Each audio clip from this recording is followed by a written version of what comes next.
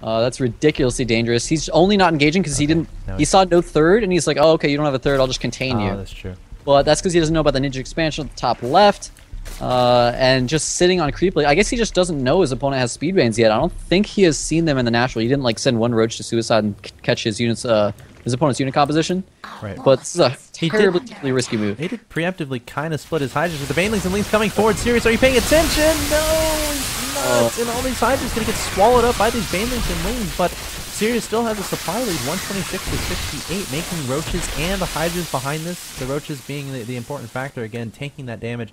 So important when you have Hydras in your unit composition. Mutas and Lings still on the way for DeathAngel on 2 bases. Ahead in third at the top, doing a decent amount, but it's scouted by 2 Roaches.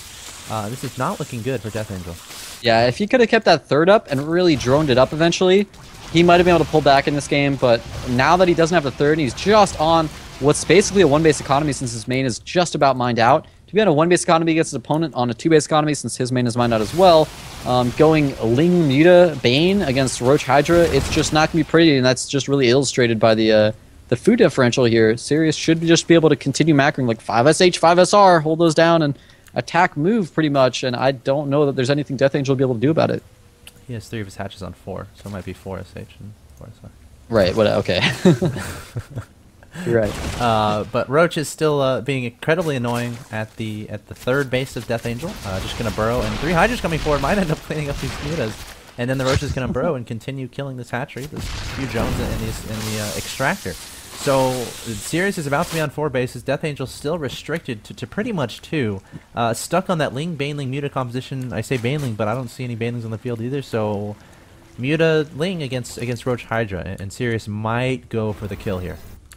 I think he definitely is. He has 4 Infestors about to pop out. It might be wise to wait for those to arrive, but he probably doesn't even need to anyways. It would just be the safer choice. He sees the 3rd on the way with that Overlord, so he's just going to go for it. And this many Roaches and Hydras, sorry, those Mutas and Lings can't cut it, so it gets canceled. He's trying to retake the 9 o'clock, but Sirius actually has some Roaches right over that. I don't know if he's actually seen that or not yet. No, he hasn't. But he's just moving forward. Banelings streaming in, but they get absorbed by the Roaches. That's why it's so important to have your Roaches in front, Hydras in back, and what can DeathAngel do? Pretty much nothing. Yeah, it's this is I can't answer that. I'll be honest. Sirius continuing forward with all of these Roaches and Lings, or Roaches and Hydras, I should say. DeathAngel gonna try to engage with these Lings and Mutas. Might be able to clean this up, but honestly, behind this, like the economy of Sirius is through the roof. 60 to 37 in the Harvester count, and has approaching 4 hatcheries. Can keep making units. He can afford to make trades like that. Also has some Brood Infestors on the field as well. Might try to go for some surprise fungals onto those Mutas. Yeah, I really love that he's keeping those birds so they don't just get caught off guard by the Mutas if he's not paying attention, something like that. Roaches and Hydra should be able to defend this 4th base, but actually he has a really low Hydra count there. He spent a lot of his gas on those Infestors and didn't keep them at home. He's actually just sending them straight into the natural right now. If DeathAngel, he's just going to maybe go for some Infested Terrans to go pick off some tech or pick off some drones. In fact, he is throwing Infested Terrans out into the natural, and the GG gets called out by DeathAngel. He has nothing to deal with that. And his main army just, he has like a couple Mutas left. They're going to get picked off.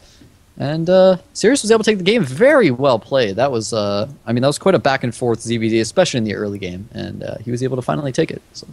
Yeah, just really well played by Sirius there. I'm trying to think of the game. I mean, he was pretty darn unprepared for those Mutas, and I think the Mutas did a lot more damage than they should have. But Sirius just played it pretty darn well. Had the proper unit composition throughout, it pretty much seemed like, but you could say he could have ended that a lot sooner, but again, in StarCraft 2, as long as you win, as long as you win, you got it's a matter of playing it safely. I think most of the game came down to that one big Baneling explosion that killed so many drones of DeathAngel, and he was so far behind economically from there that it's like, alright, you can go Muta, but if it's held off, you're already behind on economy, you're going to be even further behind. Your opponent got his 3rd base earlier than you and denied your 3rd base with Roaches.